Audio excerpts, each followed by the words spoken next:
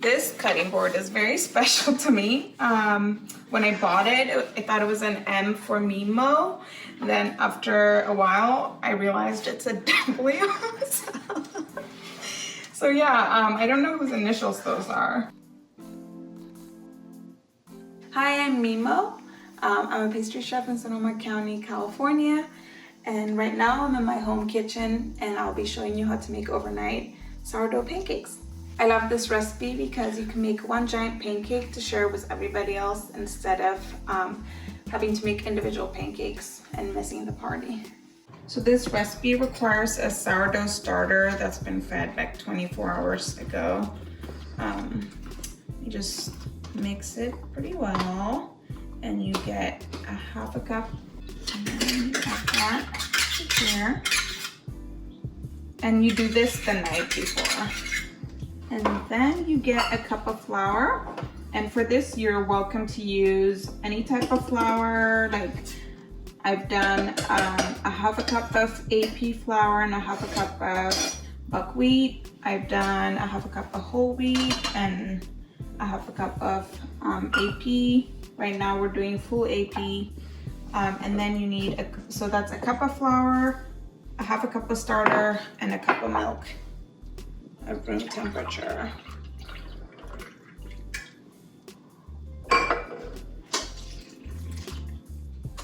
You mix this very well and you let it sit at room temperature overnight and up to 24 hours.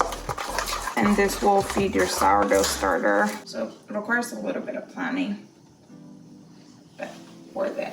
So I like to cover it with a damp towel and find an elastic band. That way no fruit flies get in there. Then I let it sit on my dining table overnight. And now let's just pretend it's been 24 hours. I actually fed this yesterday to get ready.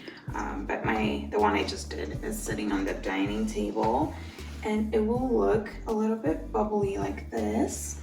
And then I mix it very well with my whisk. And then before I get started with adding other ingredients, I set my oven at 450 and on, and I put my cast iron in there. This goes in the oven for about 20 minutes to get up to 450 degrees. The cool thing about this recipe is you can use whatever fruit is in season. And today we're gonna be using pears because it's the beginning of pear season. I've used apples, I've used peaches, which is really good. But feel free to use what's in hand. So today I'm leaving the pears half and I core the insides out. And these will go in the bottom of the pancake. The fruit will caramelize, but then when you slice it, you get a big piece of fruit and a lot of pancake. So the next morning, you add 3 eggs,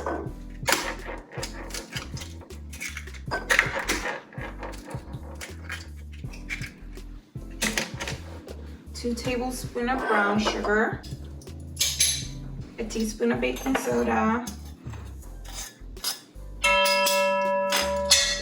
a teaspoon of salt,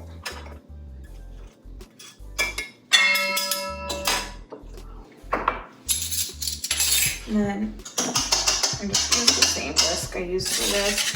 Whisk it up.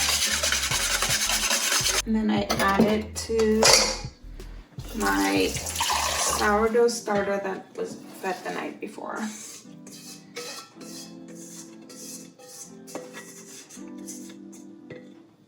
And I fold it in.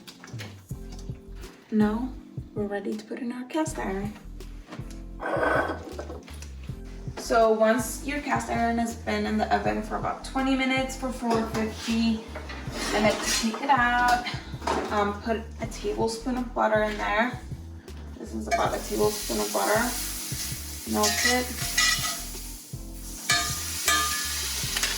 And then I like to put my pears cut size up like that.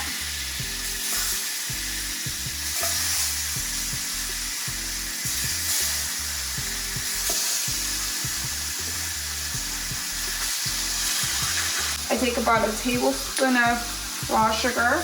I sprinkle it just to caramelize the pears. And then I add my pancake batter.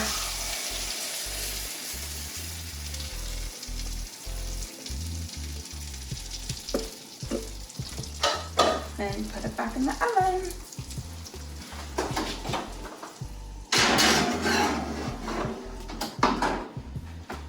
For 30 minutes. It's been about 20 minutes and it's browned on top nicely, so I'm gonna check on it and I'm gonna put a fork in there and see if it comes out clean. And it does.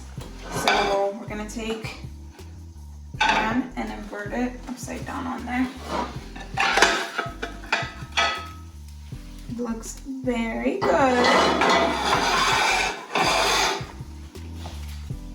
And I like to add butter to it. And syrup.